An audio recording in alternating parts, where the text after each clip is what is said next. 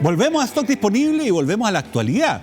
Nuevas revelaciones respecto de los chats que compartía Gonzalo Miqueles, pareja de Ángela Vivanco, ex vocera y ministra de la Corte Suprema, con Carlos Palma, quien era, y todavía es en rigor, fiscal regional de Aysén, todavía lo es, era en ejercicio porque lo tienen suspendido.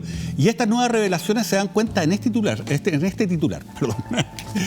Excelente ofrecimiento, chat de fiscal Palma con pareja de ex suprema Ángela Vivanco está editado y revela negociación secreta por la fiscalía. Esto lo publica The Clinic y tenemos a la persona responsable de esta publicación precisamente, que es Nicolás Sepúlveda, que es el jefe de la unidad de investigación de The Clinic. ¿Cómo estás, Nicolás? ¿Qué tal, Mauricio? Muy buenas noches, tarde. Exactamente. Oye, Nicolás, bueno, cuéntanos un poco de qué se trata esto.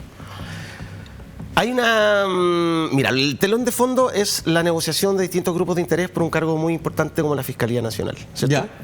Nosotros sabíamos que Carlos Palma, fiscal regional de Aysén, quería ser fiscal nacional, había desplegado una campaña, eso lo conocíamos por su chat con Luis Hermosilla. Ya. Sabíamos que Ángela Vivanco y su pareja, Gonzalo Miqueles, le habían hecho un ofrecimiento, la jefatura de una fiscalía regional y un doctorado, para que él le endosara su apoyo a otro candidato a la Fiscalía Nacional, el señor José Morales, ¿no? Y eso lo sabíamos por un pantallazo que se reveló el año pasado en un reportaje de CIPER. Ya. La novedad ahora es que ese pantallazo, sabemos, estaba editado. Salió desde el celular de Carlos Palma editado. ¿Por qué editado? Porque Palma o alguna persona le sacó un mensaje, un diálogo, donde Carlos Palma agradecía el ofrecimiento de Miqueles. Ya. Eso es complejo por su situación judicial, ¿no? Porque él ha dicho que él no hubo ofrecimiento, esto no existió. Y en el chat real de Carlos Palma, que apareció respaldado en el celular de Ángela Vivanco, porque Ángela Vivanco tiene pantallazos de ese chat. Ya. Carlos Palma agradece el ofrecimiento. Le dice a Gonzalo Miqueles, excelente ofrecimiento, después de que él le plantea este doctorado y la jefatura de la Fiscalía Regional. Claro, porque de hecho él decía en algún momento, ¿no, Carlos Palma, de que él consideraba que esto era muy cuestionable, muy criticable, como diciendo, mire, sabe que esta era una oferta que yo no podía aceptar por su naturaleza. Pero comparemos los dos chats. Mira, acá tenemos el primer chat. Dice, este es Gonzalo Miqueles. Buenos días, amigo querido. Doctorado y reemplazo de Armendáriz, ok, visto bueno. Amigo, ¿puedes hablar? Soy bueno negociando. ¿Qué es lo que contestaba Carlos Palma? Estoy en la clínica, operan a mi cuñado ahora, el del accidente de moto. Dame un rato. Después Gonzalo Miqueles pone un dedo hacia arriba. Amigo, te llamarán de la prensa. Bien, eso es lo que se conocía hasta este Así momento. salió, ese pantallazo salió así del celular de Carlos Palma. ¿Ya? Y él le dijo a CIPER el año pasado y también a la Fiscalía Nacional que se lo había enviado a Luis Hermosilla, también se lo envió a otras personas, porque dijo que él estaba molesto por este ofrecimiento que le habían hecho. O sea, que él lo rechazaba. De hecho, tú hablaste con Carlos Palma. Sí, yo lo entrevisté el año pasado. Claro, esto es bien interesante, ¿no? Porque ahora esa versión, bueno, parece que choca con la información que reveló The Clinic hace poco, ¿no? En la nota que estamos viendo, que corresponde a este chat, que sería el chat completo, no editado, ¿no? ¿Qué es lo que decía Gonzalo Miqueles? Buenos días, amigo querido, doctorado y reemplazo de Armendáriz, ok, visto bueno. Amigo, ¿puedes hablar? Después, y hasta el momento eso era lo que conocíamos, pero acá viene lo nuevo. Carlos Palma le responde, excelente ofrecimiento. Exacto. Y después entonces Miqueles dice, soy bueno negociando. Palma replica, estoy en la clínica, operan a mi cuñado ahora, del accidente de moto, dame un rato. Gonzalo Miqueles, dedo hacia arriba, amigo, te llamarán de la prensa. Acá la clave, Mauricio, es ese mensaje, excelente ofrecimiento. Esa respuesta de Carlos Palma a lo que le dice Gonzalo Miqueles no estaba en el pantallazo original que Carlos Palma envió. Claro, y eso le cambia el sentido a todo, ¿no? Porque tú me contabas que de hecho Carlos Palma, si bien te había dado a ti, ¿no? Esta versión de que era básicamente una expresión de molestia y que por eso le había mandado este pantallazo a Luis Hermosilla, parece que esta versión no se mantuvo.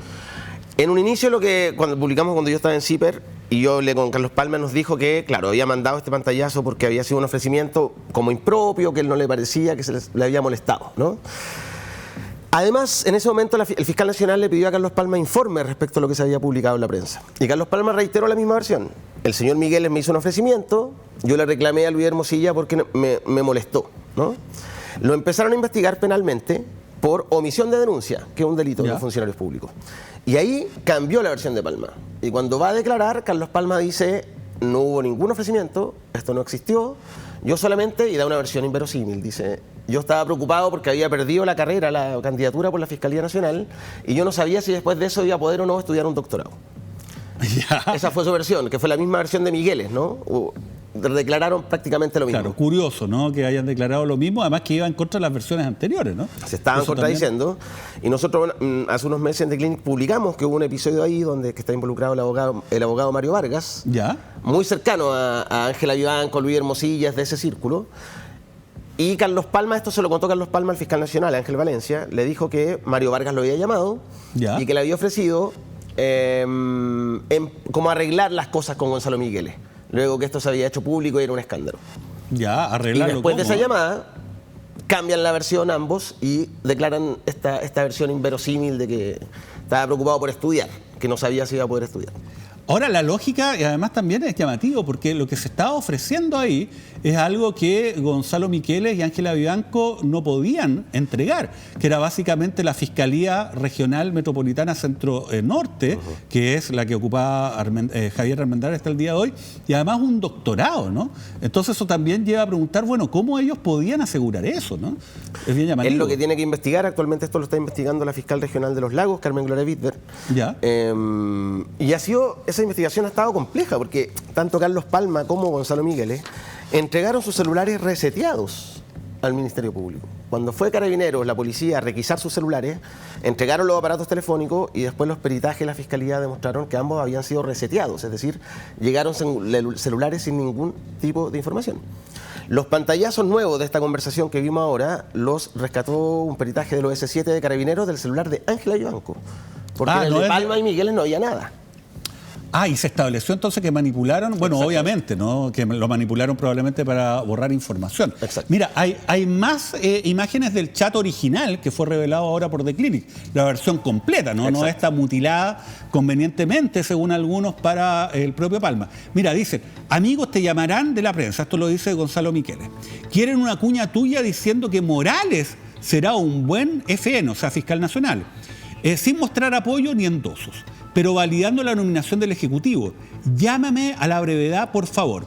Y le pone unos signos de interrogación de respuesta Palma. Y después contesta, ¿no, Miqueles? Sí, po, la idea tuya, la del café con Morales, de nuevo, signos de interrogación de Palma, pero sin Morales. Mira, sigue esto. Llámame, pues, le pide Gonzalo Miqueles a Palma.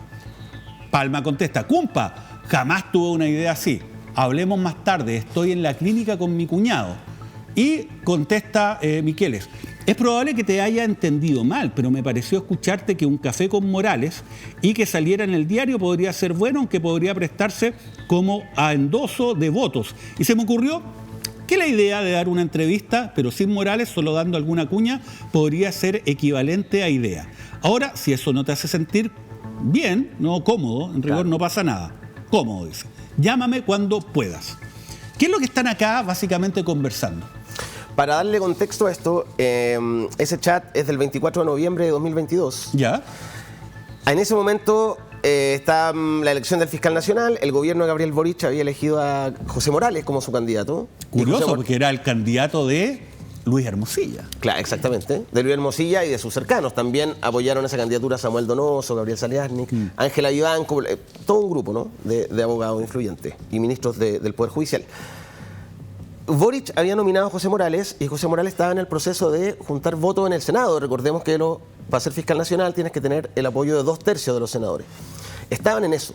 Entonces, este chat es parte de la negociación que tienen con Carlos Palma, el grupo que apoyaba a Morales, porque querían que Palma hablara bien de Morales en la prensa. Y había una segunda solicitud que nosotros pudimos indagar con distintas fuentes que conocieron de esas conversaciones. A Palma también le pedían que consiguiera votos en el Senado para José Morales. Carlos Palma, un lobby. Exactamente. Carlos Palma era muy bien cercano a varios senadores, algunos de Renovación Nacional, otros del Partido Socialista, y lo que le pedían es que él ayudara a Morales a tener esos votos. Eso finalmente no pasó. Los senadores cercanos a Palma no apoyaron a Morales y fueron los votos que faltaron para Morales. Morales no fue fiscal nacional porque le faltaron 3 votos de los senadores. 3 votos. Entonces nosotros ahora en el reportaje contamos que algo pasó en la negociación entre Palma, Hermosilla, Vivanco, en ese grupo, algo pasó que se quebró el puente. Ya. ¿no? Y en ese momento terminan alejados Ángela Vivanco, Carlos Palma. De hecho, cuando cae José Morales, tiene que se rebaraja el naipe, ¿no? Tiene que surgir otro candidato para la Fiscalía Nacional. Y Ángela Vivanco le detona una bomba pública a Carlos Palma. Da una entrevista a CNN Chile con Mónica Rincón, Ángela Vivanco, de la nada, y cuenta: Carlos Palma estuvo en una cena en mi casa en mayo de este año con varios supremos donde se hablaron de ciertas cosas. Eso lo dinamitó públicamente, digamos. Ahí Claro, lo mató, obviamente. Carlos Palma quedó sin ninguna posibilidad. Entonces, no sabemos por qué detonó esta relación, ¿no? ¿Qué pasó que se quebró ese puente? Ahora, obviamente, habiéndose perdido Morales, claro, la opción de Palma se retomaba como una opción vigente, ¿no? Exacto. Y es curioso, claro, lo que tú dices, esta como suerte de revelación que claramente estaba perjudicando esa candidatura. Exacto. Y eso era no solamente para perjudicar a Palma, sino probablemente para beneficiar a alguien más, ¿no? Ahí está, ¿no? La nota Ahí de la está, tercera. exactamente. La tercera, la cena entre la vocera de la Suprema y candidato fiscal nacional que incomoda a sectores del Poder Judicial. En conversación con la tercera, el persecutor regional de Aysén reconoció que a la cita realizada en mayo asistieron 4 ministros, fíjate, además de Ángela Vivanco y conocidos abogados como Mario Vargas, oye, un nombre que se repite, y Manuel Guerra. Pese a que la información ha generado molestia en el máximo tribunal, él descarta que el encuentro se relacionara con el concurso para suceder a Jorge Abbott. Claro que eso es curioso porque se señala que incluso hubo un brindis por el futuro fiscal nacional. La ¿no? versión que entregó ahí Carlos Palma a la tercera no es cierta. Nosotros pudimos corroborar, y lo mismo han dicho cercano a Ángela Vivanco, que en esa reunión se brindó, como tú decías, por el futuro fiscal nacional que iba a ser Carlos Palma, se supone, ¿no? En los chats de Carlos Palma con Hermosilla hay constancia de que al menos desde octubre de 2021 Carlos Palma venía preparando su candidatura a la Fiscalía Nacional y le pedía a Luis Hermosilla que hablara con ministros de la Suprema, que hablara con Andrés Chadwick.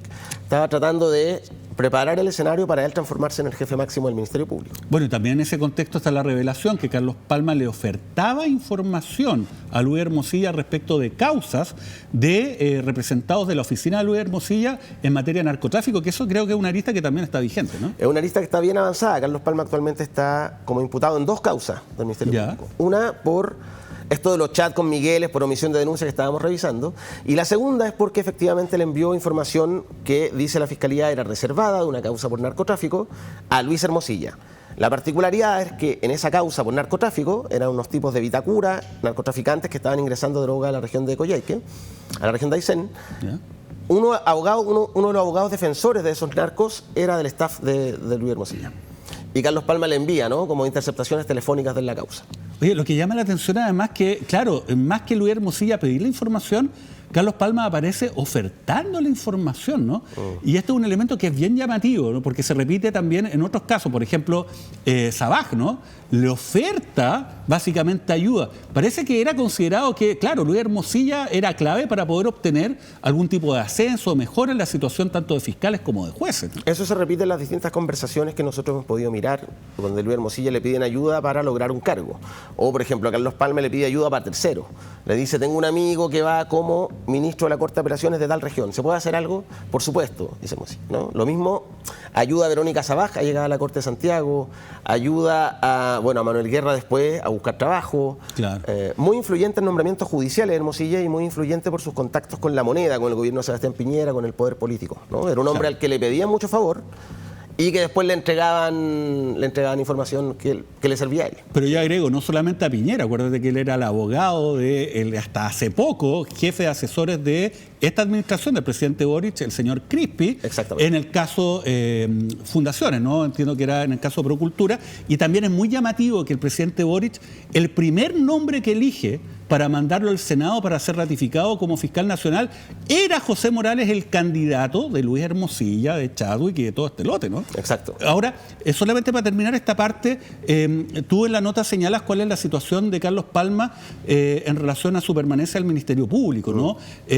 ¿Nos puedes contar básicamente eso? Sí, además de las 2 causas penales que ya les decía que enfrenta Palma, enfrenta también un sumario administrativo, una investigación administrativa interna en la Fiscalía, que eso lo está llevando el fiscal de Antofagasta, Juan Castro Vecchio. Yo entiendo que ese sumario está bien avanzado y ese sumario podría terminar con la expulsión de Carlos Palma del Ministerio Público. O sea, Carlos Palma hoy día es fiscal regional. Desde septiembre está suspendido, pero sigue recibiendo su sueldo y está en ese rango, suspendido e investigado. Pero la investigación interna puede finalizar hacerle una acusación y expulsarlo de la Fiscalía. O sea, tú me dices que en este contexto Carlos Palma está recibiendo su sueldo completo, que además en Aysén tiene asignación de tiene zona. Asignación de zona. Exacto. ¿Tú sabes cuánto alcanza más o menos? Son mensualmente más de 11 millones y algo de pesos. O sea, el Estado le está pagando a Carlos Palma en este contexto 11 millones de pesos por no hacer nada, porque está suspendido. Exactamente. Pero además no solo eso, mientras en las investigaciones que son muy delicadas del Ministerio Público ha entorpecido esas investigaciones, ha entregado un celular reseteado, ha cambiado las versiones. Ahora Radio Bio Bio publicó que hace poco, para notificarlos en la causa por narcotráfico, que ahí la Fiscalía ya presentó la querella de capítulos para poder formalizarlo, no lo encontraron. Recién a la tercera vez pudieron notificarlo de ese proceso, porque él no estaba en la casa donde decía que iba a estar. Oye, realmente increíble con estos antecedentes, ¿no? La demora también en estos procedimientos. Oye, pero hay una segunda revelación que también hizo The Clinic, que por lo menos a mí me llamó bastante la atención, ¿no? Y que da cuenta también de cómo operaba esta red. Miren, veámoslo. La influencia de Luis Hermosilla en tribunales. El recurso que salvó a la clínica Las Condes y las gestiones del abogado con la jueza Sabaj. Dice que en plena pandemia del COVID-19, una jueza laboral ordenó que todos los trabajadores de la clínica Las Condes que tuvieran riesgo de contagio se fueran a sus casas como medida de resguardo. Como respuesta, la clínica contrató a Luis Hermosilla, era que no, y activó un fuerte lobby ante el gobierno de Sebastián Piñera. La medida de la jueza fue revertida por la Corte de Apelaciones. Justo antes de eso, Hermosilla le planteó el problema a uno de sus contactos en tribunal. ¿Adivina quién? La ministra Verónica Sabaj. Cuéntanos un poco de esta revelación que ustedes han hecho. A partir de la revisión de los chats de Luis Hermosilla con Andrés Chadwick, nos enteramos que Hermosilla había sido asesor de la clínica Las Condes. Esto no se sabía, ¿ya? Durante la pandemia del COVID. Mira. Porque le pedía ayuda a Andrés, le contaba que había estado en el directorio, etc. En el chat de Hermosilla con Carlos Palma, Hermosilla le dice: estoy muy bien, tengo un contrato bien importante con Clínica Las Condes, ya no voy a tener que reducir la oficina. Fue la primera pista que nosotros tuvimos. Cuando le preguntamos hace unos meses a la Clínica Las Condes, nos dijeron sí, no tenemos detalles, pero sí, lo contratamos, era para que nos asesorara en una causa judicial, no nos dijeron qué causa judicial, y finalmente eso no ocurrió, no nos representó y se le pagó por eso, ¿ok? Eso nos dijo la Clínica Las Condes.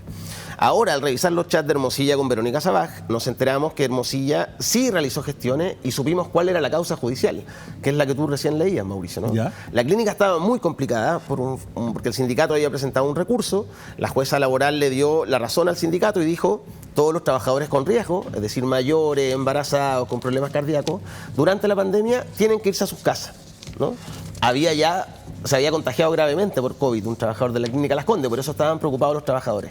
Y la clínica dijo: esto representa el 25% de mi personal. Si toda esta gente se va para la casa, yo simplemente no puedo seguir operando. Por tanto, estaban bien urgidos en la clínica Las Condes. Ahí contratan a Hermosilla, ¿no? Y Hermosilla conversa de esto con la ministra Verónica Sabaj, que son los chats que nosotros publicamos. Claro, ustedes revelaron estos chats, de hecho los tenemos acá, los vamos a ver, que además son bien reveladores del tipo de relación que tenía con una ministra de la Corte de Apelaciones, ¿no? Si no es cualquier persona. Mira, ahí está. Hermosilla dice: Hermosilla, estoy viviendo en la clínica Las Condes. Verónica Sabaj le dice: ¿qué pasó? Una jueza, le responde Hermosilla, Soledad Merino, media famosa del trabajo, acogió una cautelar en contra de la clínica sin traslado y ordenó el retiro de sus domicilios de un 25% del personal de la clínica. Mañana espero que se vea orden de no innovar, ¿no? A las 10. Claro, para que se entienda ahí, Mauricio, la orden de no innovar es como un recurso, tú lo sabes bien, que permite congelar una decisión. La decisión en este caso del Tribunal del Trabajo era que todos los trabajadores se fueran a su casa, trabajadores de riesgo de la clínica Las Condes. Entonces, ¿la clínica qué hace? Presentan una orden de no innovar para que se frene esa decisión hasta que se resolviera el asunto de fondo, que era la apelación. Claro. Pero veamos, yo creo que alcanzamos a ver lo que sigue, porque es bien revelador, insisto, ¿no? Este chat que es importante. Mira, dice... dice 10, que se debe referir a la sala, la 10ª sala. Ahí sí va a haber. Que es la sala laboral, precisamente en la Corte de Santiago. Exacto. Luxich, Plaza y Andrade. Esos son los integrantes. De la Corte, claro. Claro, le está contando Hermosilla. Estoy en la 9, o sea, en la 9ª sala esta semana. Te la van a dar. Le cuenta Sabaj. Antes de que se discutiera ni siquiera, ¿no? Claro. Ojalá, es un problema gravísimo para el país, dice Hermosilla.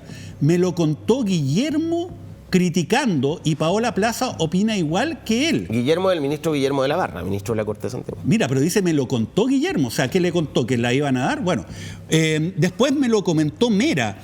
Juan Cristóbal Mera también, ministro de la Corte de Santiago. Claro, pero todo desde el horror. Y la vieja mala te la va a dar. Y Andrade la va a seguir. La vieja mala no sé quién será. Dobra Lucic, así le decían. Así le dicen, mira, qué, qué sorpresa. Verónica Sabaj y Hermosilla le dicen. O sea, ellos le dicen, claro, sin ser bruja, este es mi vaticinio. Ahí pasan un par de horas y está el resultado que se lo cuenta. Mira, voilà. Concedida la ONI, la Orden de Innovar. Mira lo que dice Sabaj. Gané. Ella administra la Corte de Apelaciones y dice, gané, te felicito. Ahora relax y change. Oye, es que esto es realmente increíble, sobre todo, bueno, yo litigo en la Corte de Apelaciones de Santiago, escuchar este tipo de comentarios es bien impactante, porque en el fondo tenemos una jueza que actúa básicamente como parte, le está dateando quienes van a integrar una sala, le está adelantando el resultado de una gestión que se está pidiendo. Entonces, claro, para los abogados que van a alegar, esta es una farsa, porque está todo cocinado de antes, ¿no? Es lo complejo que nos ha mostrado el caso Hermosilla, donde vemos grupos de interés. Porque acá en este reportaje nosotros lo que mostramos, creo yo, es lo más de fondo, ¿no? Porque existe un tráfico de intereses en el Poder Judicial. Amigos que postulan, se nombran, etcétera. Pero acá lo que tenemos es lo de fondo, que cómo esta red que tenía Hermosilla en los tribunales le permitía beneficiar a sus clientes, que eran quienes pagaban, ¿no? Eso es lo complejo, porque finalmente, cuando hablamos de una justicia igualitaria, en los ejemplos vemos que quienes pueden pagar un buen abogado, que ni siquiera está pagándole por lo que parece, ¿no? Por su sapiencia y por su técnica judicial, sino por utilizar su red de contactos. Claro, un buen abogado, ¿qué es un buen abogado? Que sabe derecho, se estudió el caso y da un buen argumento. Buen abogado acá aparece el tipo que tiene una red de corrupción judicial, donde no solamente participa el abogado, sino, como tú bien dices, y ustedes lo han revelado, ¿no? Tú has sido protagonista de esto, una red de jueces y de funcionarios públicos. Realmente yo creo que estamos abriendo la punta de un gran iceberg, y es muy importante el trabajo que ustedes hacen al respecto, y además también hay un tema que es una reflexión que hicimos la semana pasada. Sin el trabajo que tú has realizado con otros periodistas, ¿no? Tanto de tu medio como de otros medios, lamentablemente, si ustedes no hacen estas revelaciones, estas causas no avanzan. La información sobre Sabaj, la Fiscalía la tenía hace un año y no hizo nada, a pesar que estaba ejerciendo como ministra de la Corte de Apelaciones. Con Ángela Vivanco igual. Entonces, como te digo, lamentablemente, como están operando las cosas, bueno, las revelaciones que hace de Clinic, la unidad de investigación que tú lideras, entre otros medios, la verdad que son súper clave. Así que yo, como ciudadano y también como abogado, te lo agradezco, y se lo agradezco a todos ustedes, porque la verdad que han hecho un aporte para avanzar en ese ámbito. Muchas gracias a ustedes, ¿no? Y gracias por el espacio. Es importante que esto se debata, se conozca. Yo creo que es uno de los casos más graves con indicio de corrupción en los últimos años, porque nos muestra cómo operaba una red en las sombras de influencia en el Poder Judicial, y se afecta sin duda como la democracia también, ¿no? La percepción de la ciudadanía respecto a sus tribunales y a la élite y al poder. Bueno, gracias, Nicolás, te insisto. Bueno, vamos a estar muy atentos a las nuevas revelaciones que ustedes vayan haciendo, así que ustedes también, ojo. Y vamos a seguir invitando a Nicolás, obviamente, para que nos vaya contando acerca de estas redes que de a poco se van conociendo. Así que muchísimas gracias, Nicolás. Chao, que estén muy bien. Ya pues, y con ustedes nos encontramos mañana, porque Stock Disponible sigue acá en Vía X. Un abrazo.